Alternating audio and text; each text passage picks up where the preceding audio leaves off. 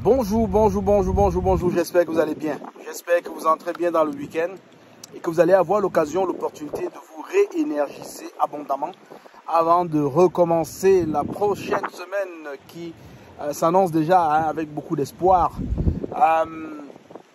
Si je prends la parole maintenant, c'est simplement pour répondre à certaines questions qui m'ont été posées dans nos communautés, la communauté investie. Justement, d'ailleurs, si vous n'êtes pas encore abonné à la chaîne YouTube de la communauté investie, justement, je vous prie d'aller vous abonner, cliquez sur la cloche de notification pour ne rien manquer. C'est très important. Alors, il y a beaucoup de contenu qui arrive, il y a beaucoup de nouvelles choses qui vont se pointer à l'horizon et j'aimerais bien que tous les membres de nos communautés en profitent. Alors, si je me permets de répondre à cette question ici, c'est parce que j'aimerais vraiment que ma réponse serve à un grand nombre de personnes. On parle de contexte. Lorsqu'on parle de contexte dans une application, lorsqu'on parle d'une application contextuelle, ce qui est nouveau, ce qui est une révolution avec la super app Kezan, j'aimerais bien que les gens comprennent. Avant de rentrer un peu dans le vif du sujet, je vais quand même prendre quelques exemples pour que les gens puissent comprendre.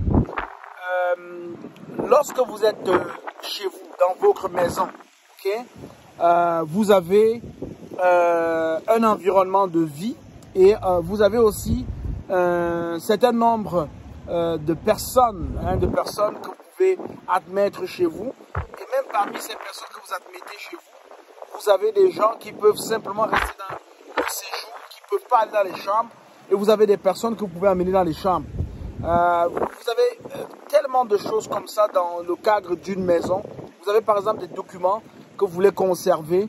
Et lorsque vous êtes chez vous et que vous appelez quelqu'un du téléphone résidentiel de votre maison, généralement c'est votre nom qui va apparaître sur l'afficheur de celui qui reçoit votre appel. Alors ceci indique au receveur de votre appel qu'il reçoit un appel en provenance de votre maison. Alors lorsqu'on se déporte sur votre lieu de travail, vous travaillez pour une entreprise X. Lorsque vous êtes assis sur votre bureau en train de travailler, lorsque vous êtes en train de discuter avec vos collègues, vous avez effectivement aussi un groupe de personnes qui, dans le cadre de votre travail, peuvent interagir avec vous et avec qui vous pouvez interagir dans le cadre de votre travail. Et dans votre bureau, quand vous êtes assis dans votre bureau, si vous passez un appel à un partenaire extérieur, alors le partenaire extérieur reçoit l'appel comme étant un appel qui vient de l'entreprise X pour laquelle vous travaillez. Donc, on est dans le contexte. Vos amis du travail, vous ne les amenez pas à la maison. Ben, bien qu'il y a certains qui amènent leurs amis du travail à la maison, c'est normal. Hein? On ne peut pas vous interdire ça. Quand vous êtes à la maison, vous avez vos amis de la maison, vous ne les mêlez pas dans vos affaires qui se trouvent au travail. Ça veut dire que dans ce contexte, dans ces deux contextes-là, lorsque vous échangez, vous êtes conscient et de manière très facile de savoir que ceci vient de mon travail, ceci vient de ma maison. Il y a une distinction claire. Alors, quand vous avez une entreprise, un site de construction sur la route, par exemple, un projet, donc vous travaillez par exemple pour une ville et vous avez un projet de construction de route, alors dans ce projet-là, il y a des gens qui sont impliqués, il y a des gens qui interagissent dans le cadre de ce projet parce que c'est un site à ciel ouvert où il y a effectivement des personnes attitrées qui peuvent interagir avec vous. Ça, c'est un contexte. En dehors du contexte de la ville pour laquelle vous travaillez, en dehors du contexte du gouvernement pour lequel vous travaillez. Si vous travaillez par exemple pour le gouvernement du Canada, par exemple, vous allez vous rendre compte, pour ceux qui résident au Canada, que souvent, quand ils ont affaire avec le gouvernement du Canada, avec une instance du gouvernement du Canada, lorsqu'ils reçoivent un appel sur leur téléphone, c'est écrit gouvernement du Canada. Alors, si vous avez déjà été impressionné par ce fait-là, ben, je vais seulement vous dire que c'est parce que la personne qui vous appelle agit au nom du gouvernement du Canada. C'est un exemple. Ça peut être le gouvernement français, ça peut être le gouvernement turc, ça peut être n'importe quel gouvernement, mais généralement, vous allez avoir cela. Alors, revenons à l'application contextuelle, à la super app contextuelle qui est Kezan. Kezan a 6 entités. Okay? Kezan a 6 entités, le smart home, tout ce qui régit votre maison. Alors, vous pouvez enregistrer autant de smart home que vous voulez dans Kezan. Si vous avez une maison à Paris, vous pouvez enregistrer vos smart home de Paris. Vous avez une maison à Montréal, vous pouvez enregistrer vos maisons de Montréal. Et si bien que dans votre super app Kezan, sur la liste de votre smart home, vous allez avoir tous ces smart homes là qui vous appartiennent. Et chaque smart home aura sa spécificité. Les taxes d'eau, les taxes d'électricité, les factures d'électricité, toutes les factures que vous payez pour la maison, par exemple, de Paris, resteront dans le smart home de Paris. Toutes les interactions que vous avez dans le smart home de Paris resteront dans votre super app, dans le smart home de Paris. Ainsi de suite pour Montréal. Vous avez une deuxième entité qui est le Smart Business. Le Smart Business, vous pouvez posséder plusieurs business, plusieurs entreprises de votre choix. Et je prends un exemple, si vous possédez une entreprise X, alors cette entreprise sera listée sur vos Smart Business dans votre super app Kezan comme étant l'entreprise X, ainsi de suite pour l'entreprise YZ, ainsi de suite. Et après le Smart Home et le Smart Business, on a le Smart Site. Le Smart Site, c'est pour toutes les entreprises qui opèrent à ciel ouvert. Par exemple, vous pouvez avoir un site d'agriculture, des terres que vous cultivez.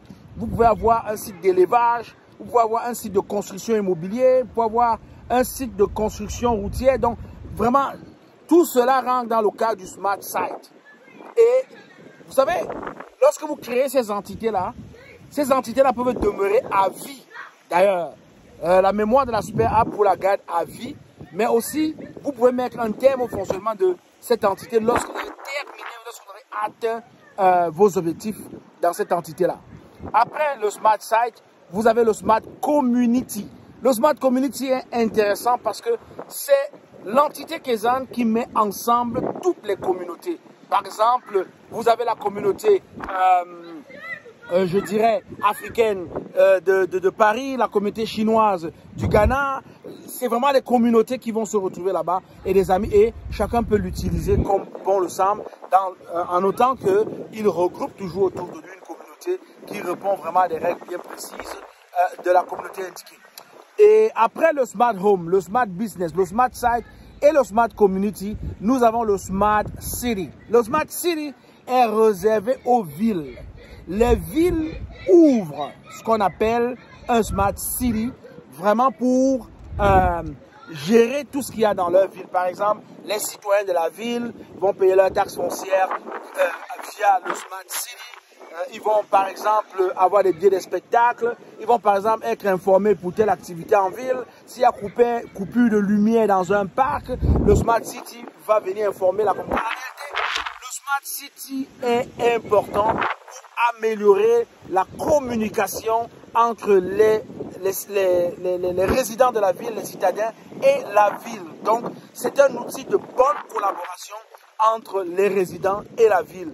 Et je vais vous dire, lorsque Twitter, lorsque LinkedIn, lorsque Facebook ont été créés, on n'avait jamais imaginé qu'on pouvait avoir autant de villes avec des pages Facebook, autant de gouvernements avec des pages Facebook par exemple, ou bien des hautes personnalités sur LinkedIn. C'est la même chose avec Kezan, c'est là où on s'en va. Vous allez voir des villes, la ville de Paris, la ville de New York, la ville de Montréal, la ville de Douala, la ville de Bangui, la ville d'Abidjan. Vous allez voir toutes ces villes-là vont envahir littéralement Kezan à un moment donné de son évolution. Donc, c'est ce qui concerne le Smart City. Par la suite, et finalement, on a la dernière entité qui est le Smart Gov. Le Smart Gov est une entité qui doit être créée et gérée par les gouvernements.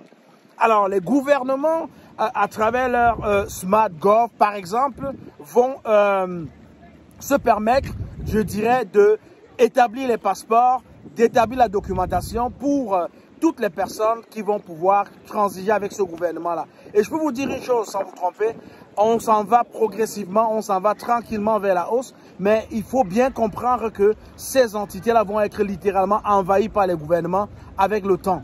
Alors, le Smart Gov est cette entité qui permet dans la super app au gouvernement d'avoir une très bonne relation avec leurs citoyens, avec les ressortissants de ce pays-là.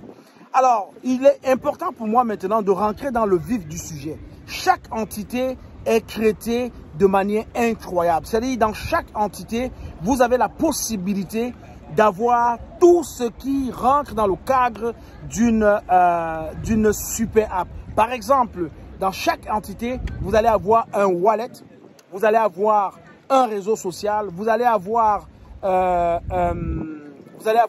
une place de marché, une marketplace, et vous allez avoir tout ce qui peut permettre à cette entité-là de fonctionner.